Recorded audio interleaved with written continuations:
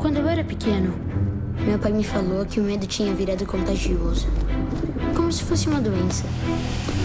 A ideia do medo transformado numa doença contagiosa foi a ideia, o ponto de partida do filme, né? O Tito e os Pássaros é uma aventura tradicional de um menino que tem que salvar o mundo de um grande problema. Essa é a história de como o medo contaminou o mundo inteiro. Uma grande referência que eles tinham para o filme era os Goonies, assim, tipo, então uma aventura de um monte de crianças se junta para resolver um problemão do mundo. A diferença do Tito e os Pássaros é que no nosso filme o problema é realmente um problema que tem relação direta com a realidade, com o mundo que a gente está vivendo. É um perigo. Respirar é um perigo.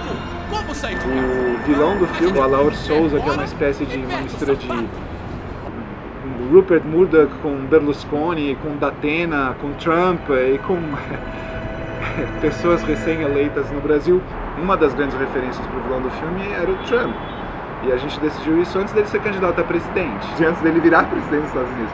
Então, de alguma forma, a gente se conectou com alguma ideia corrente que estava nascendo ou que já estava desenvolvida e que chegou a extremos que a gente não poderia imaginar. Olha, minha amiga, meu amigo, são anos nessa profissão e eu nunca vi uma situação como essa! O filme, ele está tendo uma recepção incrível no Brasil também. A gente ganhou o Animamundi, né? Aqui na América do Norte, nos Estados Unidos, está sendo incrível a recepção, talvez pelo fato deles já terem passado pelo governo Trump e terem essa conexão mais direta em primeira pessoa com o que é viver numa sociedade dominada pela cultura do medo. A coisa bate muito forte e a recepção está sendo muito positiva. A gente está entre os 25 pré-indicados para o Oscar. A gente sabia desde o começo que era um filme sobre medo para crianças. Então ele não podia ser assustador demais. As crianças não podiam ficar assustadas ao ponto de sair da sala de cinema, porque daí evidentemente não ia funcionar o filme. Então a gente usou a estratégia da estética expressionista, fazer um filme sobre o medo. O expressionismo trabalhou muito isso, né? E a gente bebeu bastante na fonte do expressionismo, principalmente alemão, e com pintura a óleo, por isso tem tanta pintura a óleo no filme, né?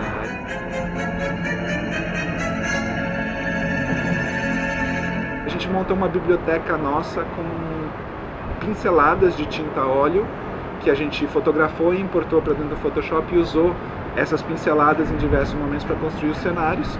E ao mesmo tempo a gente planejou desde o começo, a gente sabia que na fase de composição, né, que é a fase de quando você junta cenário com animação e faz os efeitos especiais, movimentos de câmera, a gente sabia que essa fase ia ser muito importante para o filme, para chegar no nível de estética que a gente queria chegar. E a outra estratégia importante foi a música. A gente sabia que a música ia ser tão importante para o filme que a gente começou a compor a música antes de ter o roteiro fechar. A gente foi conversar com o Ruben Pfeffer e o Gustavo Kulat, que são também os compositores da trilha sonora do Menino e o Mundo.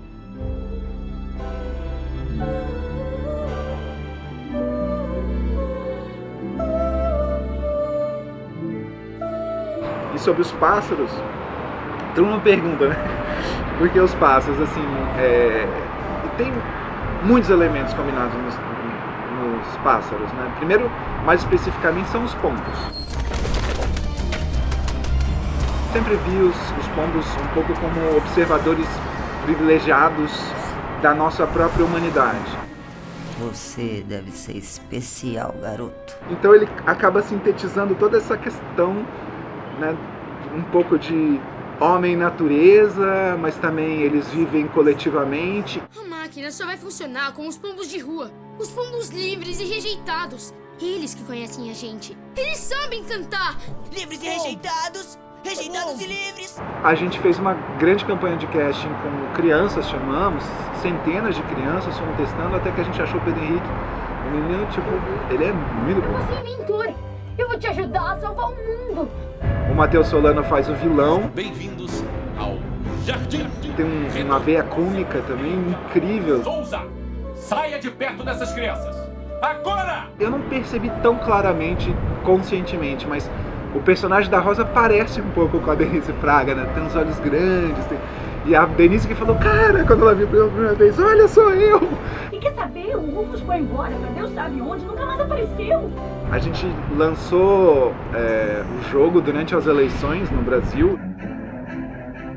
É um jogo para as crianças entenderem o funcionamento das fake news, né? E de mensagens de hater, todas as questões de redes sociais, né? Então é um jogo bem simples, ele é online, grátis. Se você entrar em titoeospássaros.com.br/game, ele já entra lá e ele tem todo um material complementar para professores ou para os pais, para como trabalhar esse tema com as crianças. Eu até brinco que talvez nem só para crianças, né? Tem vários adultos que precisariam também jogar o jogo. É um jogo bem simples, bem direto, bem objetivo. No filme a gente não tem tanto a imagem, a figura das redes sociais, então eu queria fazer esse jogo de forma complementar ao filme para completar a história e dar um pouco mais de elementos sobre a cultura do medo e a relação com a mídia. Eu descobri, junto com os meus amigos, a única pista para salvar o mundo da doença do medo. A máquina que meu pai inventou para entender a língua dos pássaros. Não é que não ter medo, né? Medo é um sentimento importante. O problema é como você lida com ele, eu acho, né?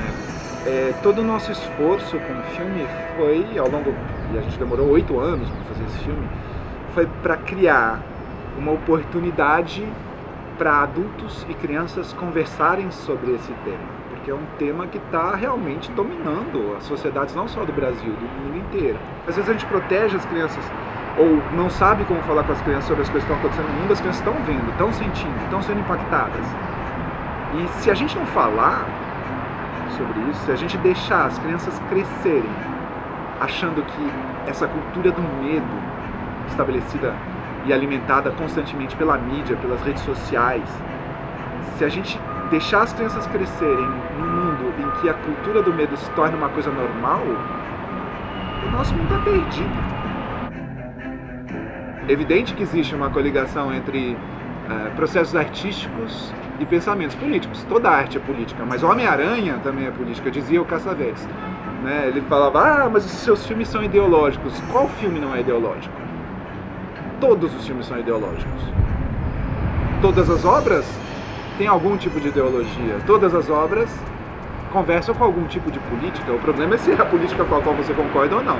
Agora, se você vai começar a vetar produções artísticas porque elas são de uma ideologia ou de uma filiação de pensamento com a qual você não concorda, aí você está começando a ferir alguns dos princípios mais básicos da sociedade democrática.